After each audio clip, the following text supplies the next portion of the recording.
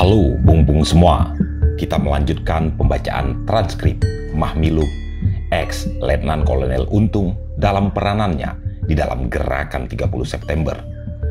Tak terasa sudah 14 bagian kami hadirkan yang meliputi pembacaan transkrip kesaksian para saksi. Banyak bung-bung yang bilang series Mahmilub Letkol Untung yang dihadirkan Testifiles ini seperti menyaksikan sidang online saja. Kami anggap itu pujian dari bung-bung semua. Bagi bung-bung yang terlewat atau belum menyaksikan bagian sebelumnya, silakan untuk menyaksikannya dengan menelusuri koleksi video channel Testifiles ini. Pada bagian ke-15 ini, kita sudah masuk pada materi persidangan pembacaan tuntutan oleh auditor.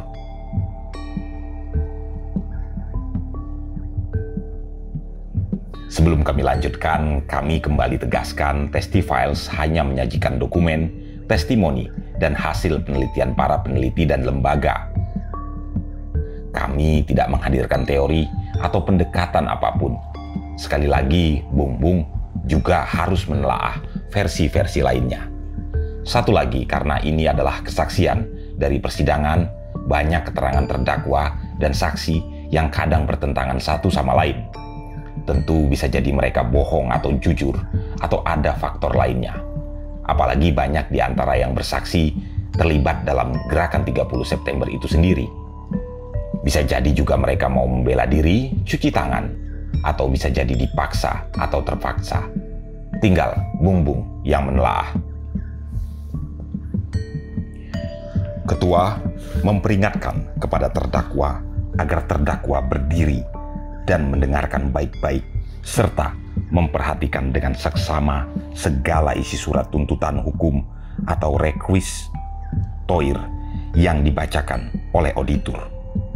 Kemudian atas perintah ketua, auditor membacakan surat tuntutan hukum sebagai berikut. Ketua dan para hakim anggota yang terhormat, setelah diadakannya sidang-sidang terbuka Mahkamah Militer Luar Biasa berturut-turut sejak tanggal 23 Februari 1966 jam 09.00 pagi sampai dengan tanggal 26 Februari 1966 jam 21.00 malam, di mana di samping terdakwa telah didengar pula keterangan dari 13 saksi yang diajukan oleh kami dan seorang saksi yang diajukan oleh terdakwa sendiri. Maka kini tibalah kesempatan bagi kami untuk mengucapkan requisi toire kami di depan sidang mahkamah yang terhormat ini. Yang berkat pimpinan overstay ketua yang dengan penuh kebijaksanaan, ketekunan, dan kesabaran memimpin sidang-sidang dengan lancar sehingga terdapat cukup bahan-bahan kebenaran material guna dijadikan sandaran bagi putusan Mahkamah Militer Luar Biasa dalam perkara ini. Dengan setulus hati pada kesempatan ini kami menyatakan penghargaan kami yang setinggi-tingginya kepada overstay, ketua, dan para hakim anggota, karena kami yakin bahwa dalam penunaian tugas peradilan yang mulia dari overstay ketua itu banyak hal-hal yang harus ditanggulangi.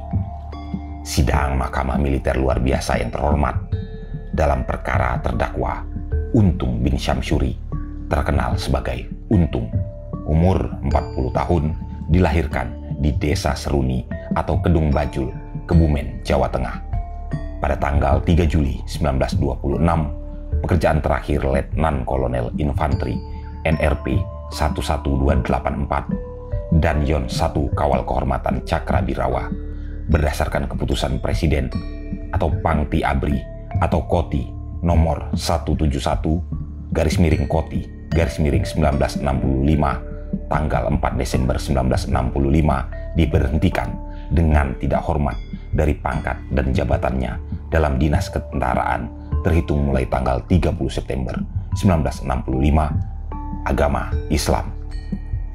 Yang kami ajukan dalam sidang ini, maka kepada terdakwa dituduhkan dalam masa antara pertengahan bulan Agustus 1965 sampai dengan permulaan Oktober 1965 telah melakukan tindak-tindak pidana yang lebih lanjut disebut dalam surat tuduhan kami nomor TUT-0-02-OM-1965 tanggal 12 Februari 1966 dan merupakan tindak pidana yang digolongkan dalam dua golongan, yaitu A.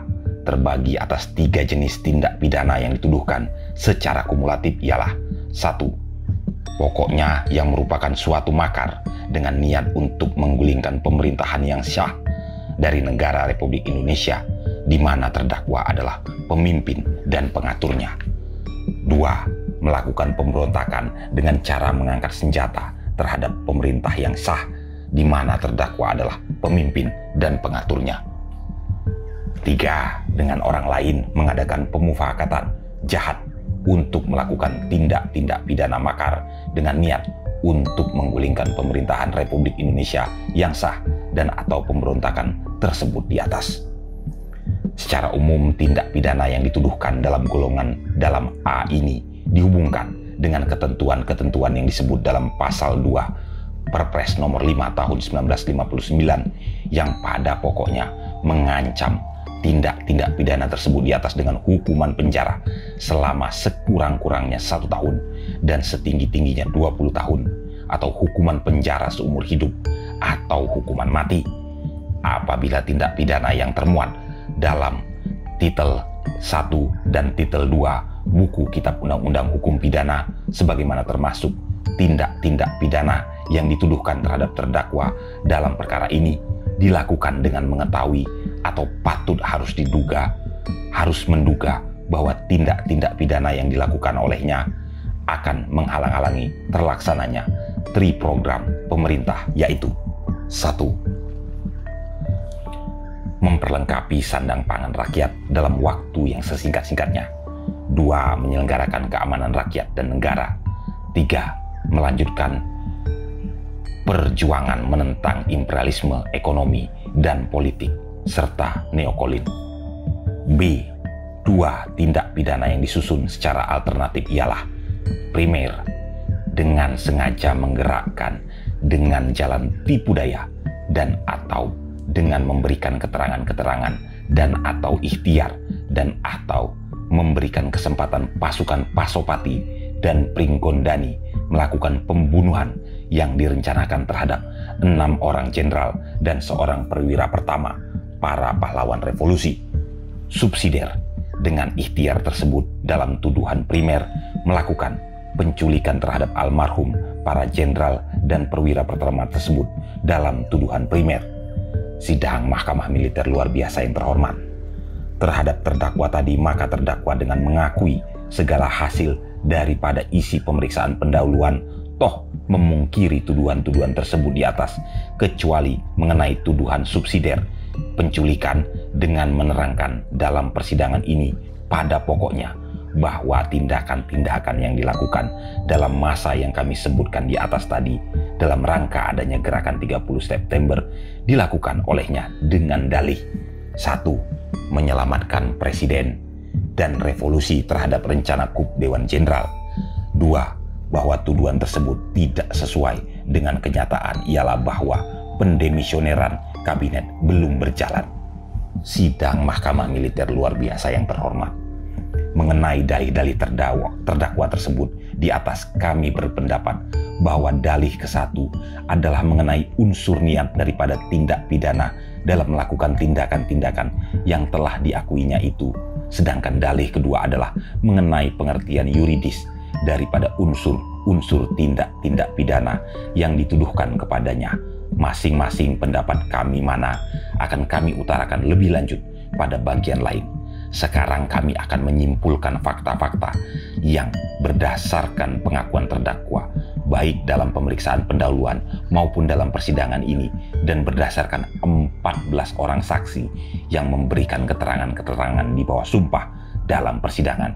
Begitu pula surat-surat dan barang bukti yang telah diajukan dalam pemeriksaan perkara ini. Untuk jelasnya, maka penyimpulan fakta-fakta tersebut kami pusatkan dalam 3 pokok kejadian yang bersangkutan dengan tindak pidana yang dituduhkan sebagai berikut. 1. Tentang rapat yang diikuti oleh terdakwa. 2. Tentang penyusunan kekuatan-kekuatan bersenjata dan bentuk organisasi Gerakan 30 September. 3.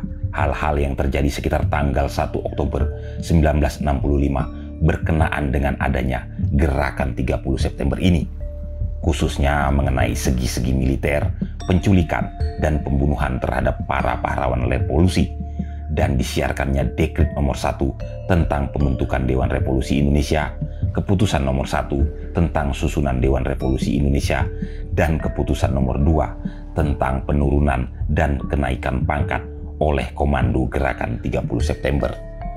Mengenai fakta-fakta ikut sertanya terdakwa dalam rapat-rapat. 1. Terdakwa bersama ex-kolonel Latif mempunyai inisiatif untuk mengadakan pertemuan-pertemuan yang berhubungan dengan Gerakan 30 September.